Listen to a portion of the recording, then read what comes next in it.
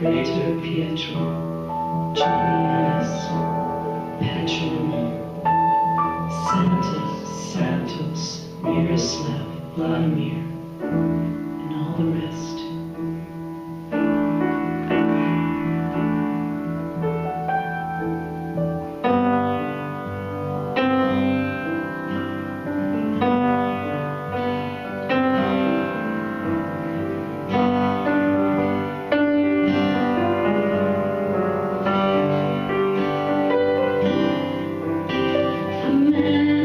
Placed upon the steps, a baby cries.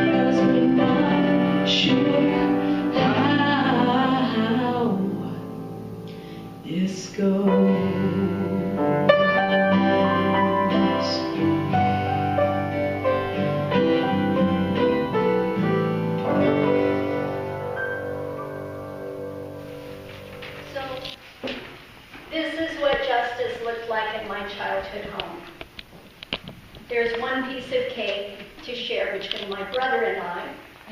And my mom, who likes cake as much as the next person, was never hungry enough to eat that last piece. So it was up to my brother and I to share, and so the rule was that one of us would get to divide the cake in half, and the other one would get first pick of which piece they wanted. It was extremely effective as an exercise in fairness. We became experts at gauging the exact volume of an irregular polygon. We would heavily weigh the merits of the ratio of frosting to filling. We had a system, and it worked. Wouldn't it be great if the world worked that way? And yet, we hear a lot about that mythical 1%, the 1% that's holding the cake and slicing ever-thinning pieces. And then that same cake holder is entrusted increasingly with the responsibility to also decide who gets which parts, which slice, which crumb. No crumb.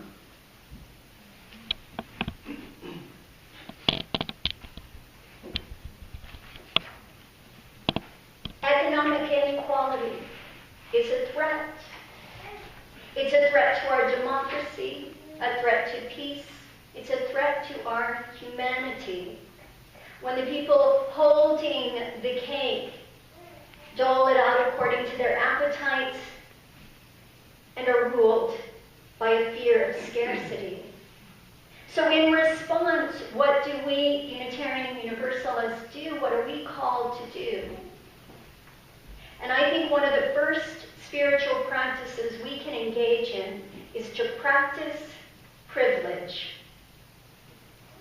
So that sounds counterintuitive, right? To practice privilege. But understand that only by understanding the power of privilege and how it works, that's the only way we can start to learn how to leverage that power into the greater good. Because privilege tends to be blind to itself. I want to offer you an experiment. In your order of service, there's a blank piece of paper. It's bright, you can't miss it. Take that out. If you don't have one, raise your hand and the usher will bring you one. No, we're all set. Okay. Here, Ida. Does anybody else need it? Because I want to make the experiment as fair as possible. I want to give you an equal opportunity to play this game. Here's the rule, one rule. You must stay seated. Know that it's not an invitation to change seats now. Stay seated. You cannot move out of your chair, out of your pew. Ass in chair. Contact. No tricks. I know, because you're already gaming the system. Okay. I want you to wad that piece of paper up into a ball.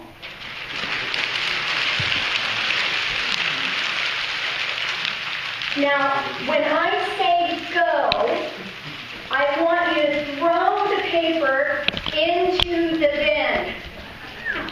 You all get an equal shot at doing this. Okay? Everybody throw. Don't get out of your seats. 1, 2, 3, go!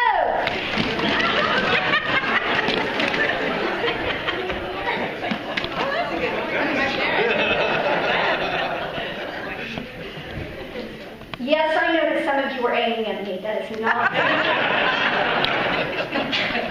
All right, let's see how we did. So, there's about a dozen. There's probably 100 people here, so congratulations. That's a pretty good average, right?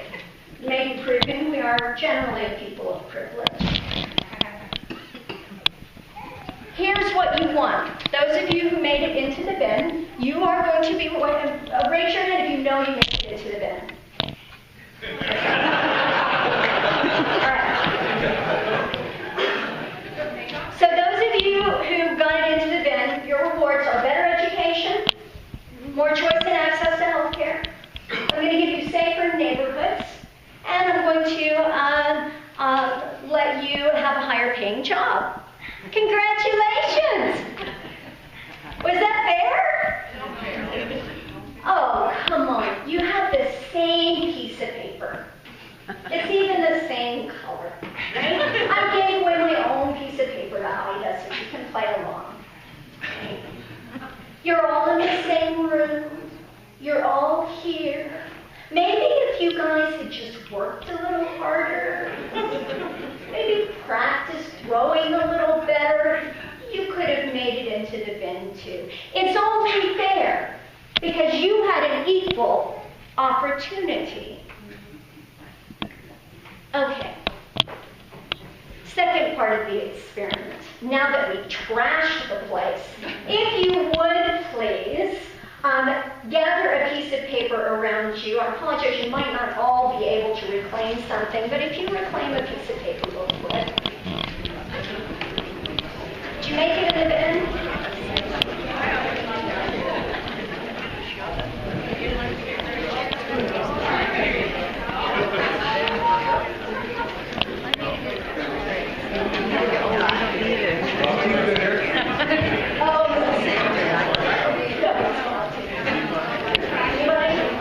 Get it back.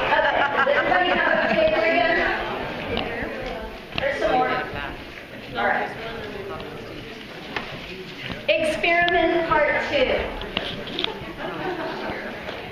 Without getting out of your seats, fasten chair, no cheating. I want you to figure out how to get all those papers in the bin. I will let you talk amongst yourselves. I will do it.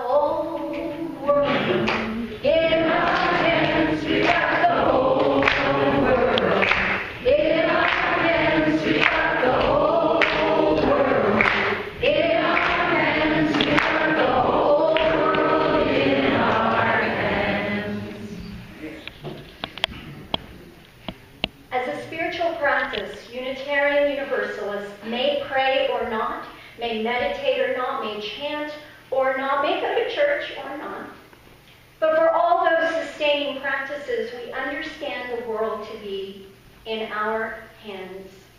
So learning the practice of walking another's shoes and understanding our own privilege and the way privilege works is vital to our engagement. When I first started out in seminary, I felt overwhelmed by this idea that the whole world was in our hands and somehow I was going to be a leader in this engagement. And so I asked my mentor Reverend Mike Young, who's quite renowned for his social justice work, said, how did you get started? Like, how do you even know what to do? And he said it was simple. This first year he was a minister, and he had the same question I had. Someone from the congregation came to his office with a problem, with a personal problem he wanted help in solving. And Mike, in investigating how to help this one individual, and uncovering the policies and the politics at play in the region, and discovering other people with similar personal problems, Mike says, before I knew it, I had a whole social justice movement in my lap in California. So it always starts from the personal. It always starts from relationship. I've always felt inspired by Mike, especially when I'm feeling overwhelmed. I was really gratified after the March 1st sermon I gave here on social justice. Many of you came to me after my talk on police use of force and diversity and some of the problems in our region. Many of you came to me to tell me that you were inspired by that. And you said, but that's great, Jess, now what? What do I do? You've inspired me. Unleash me. What do I do? And it was my plan, my ardent plan, to come here today, issuing a very specific invitation for those of you who wish to do something in this region to address those problems. In doing so, what I've done is I am part of Interfaith Grand River, which is an organization that's existed since 2001 of multi-faith religious leaders. And in fact, my predecessor, Reverend Ann Treadwell, is one of the founding members of that organization. So Unitarians have had a seat at this table for a long time. And Interfaith Grand River this winter has invited the Waterloo Regional Police Chief, Brian Larkin, to join us and talk about how our faith communities can respond to hate crime. Mr. Larkin has canceled on us 3 times. Ouch. Twice, we have changed the meeting to suit his schedule. And 3 times he has canceled at the last minute. So I don't have an answer for you yet, because I think an answer has to be in partnership. Our sense of urgency at Interfaith Grand River is that hate crime and hate incidents are among the highest levels in Kitchener-Waterloo as across Canada. It's one of the, sorry, I said that clumsily. We have one of the highest rates of hate crime and hate incidents in all of Canada in KW. It's heartbreaking. It's stunning. It's easy to disbelieve. So we want to work with the police to find out what their response is and how we can help in this area. Those crimes, those hate crimes and incidents have intensified in a political climate of fear that has prevailed in North America since 9/11.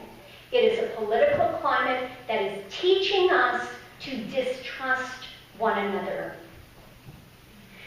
Interfaith Grand River has created a new subcommittee, which we've called Confronting Hate.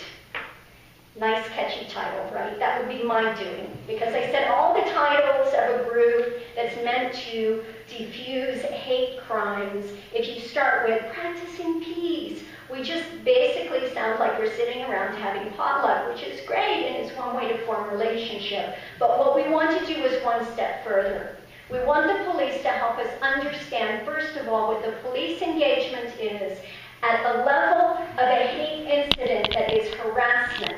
How do we intervene when we hear harassment and prejudice and bias in the public square?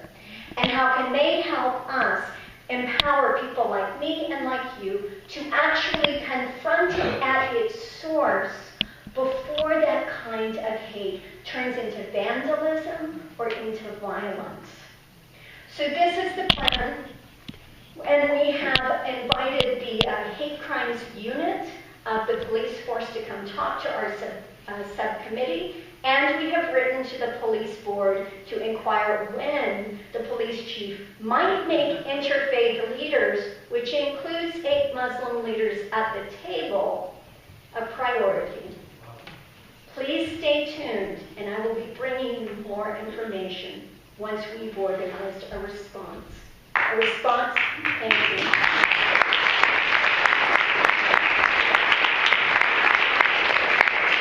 That response will be grounded in building relationships with one another.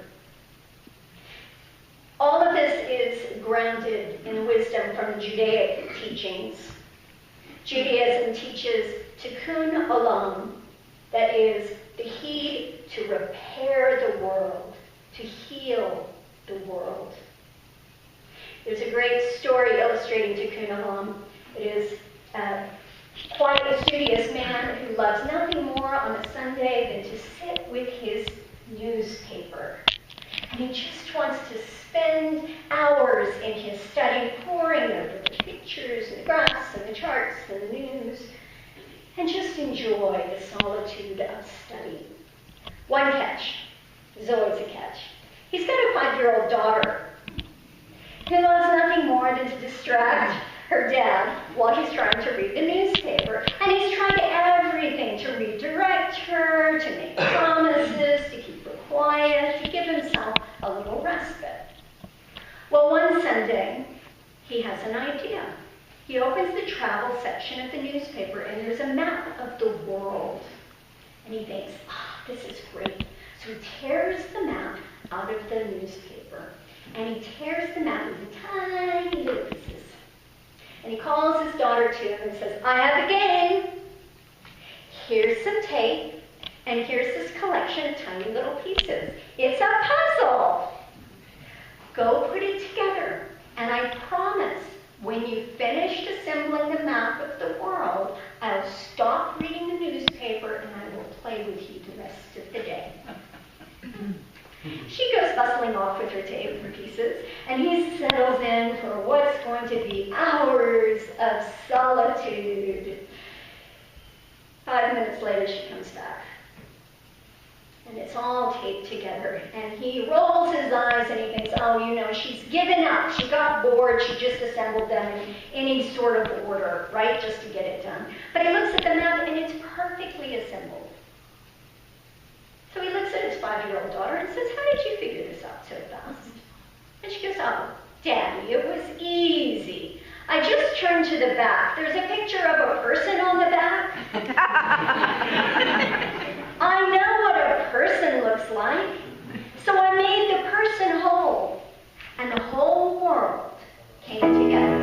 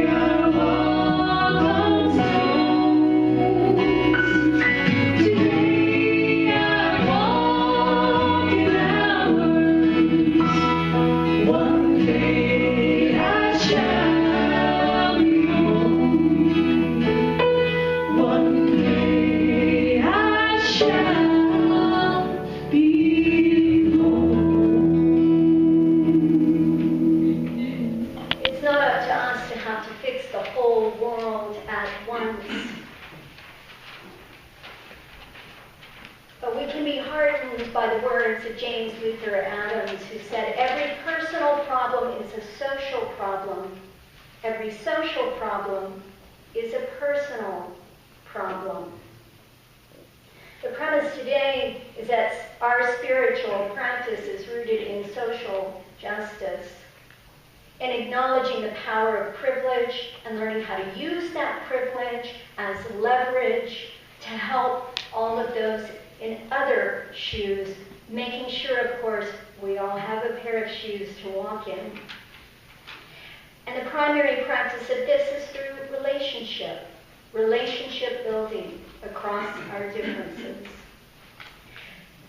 Finding a social justice cause to which we might be committed is one thing, but it is another thing to sustain our personal hearts, our souls, our energy and attention in the overwhelming needs of the world. And that will require that we engage with the world with love.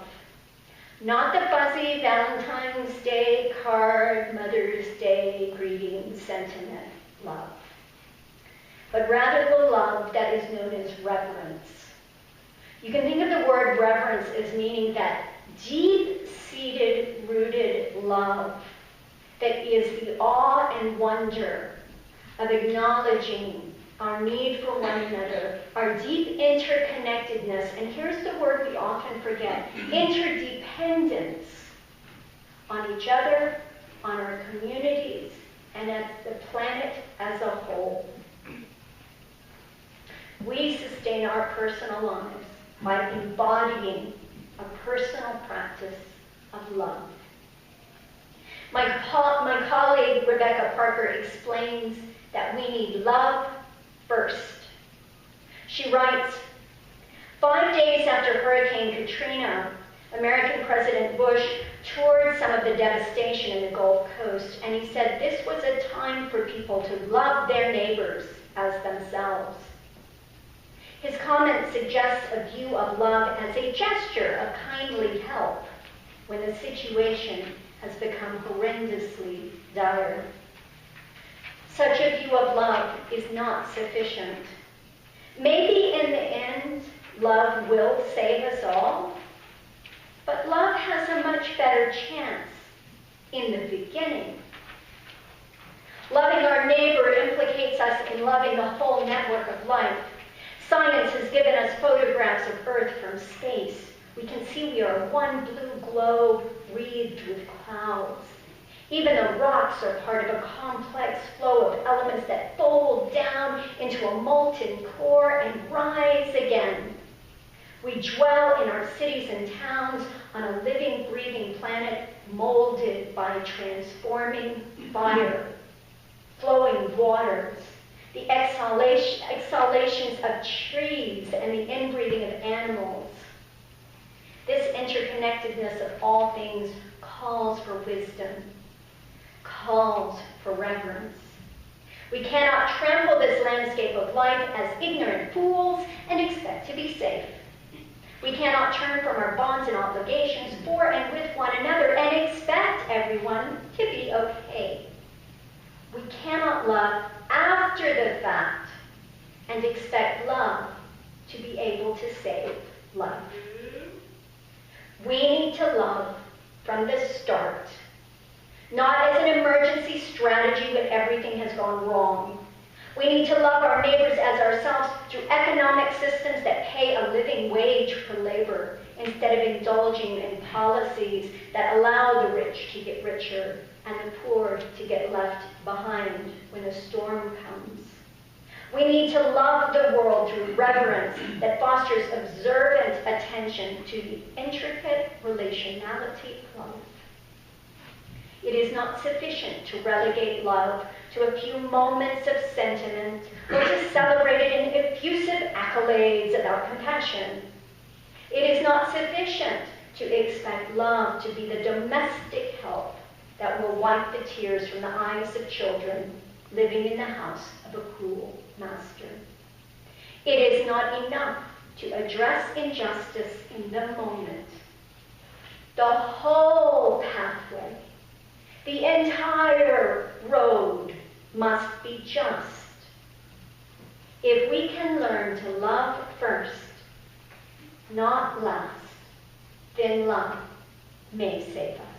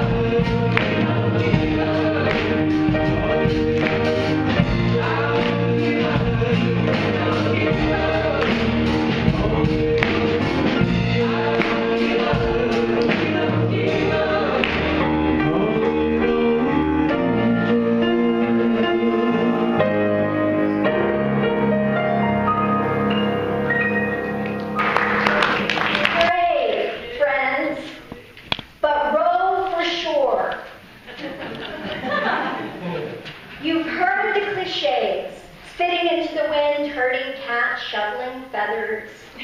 Working alone can feel futile, exhausting, and thankless. We could succumb to the diseases of cynicism, arrogance, and paralyzing fear.